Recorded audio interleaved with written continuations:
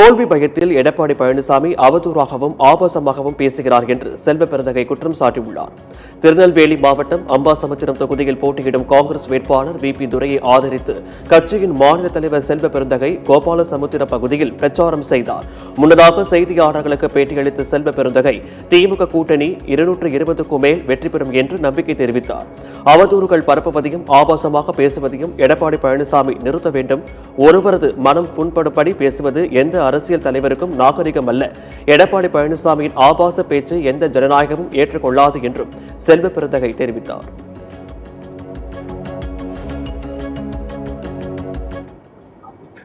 அவதூறுகள் பரப்புவதையும் ஆபாசமாக பேசுவதையும் எடப்பாடி பழனிசாமி அவர்கள் பிஜேபி நிறுத்திக் கொள்ள வேண்டும்.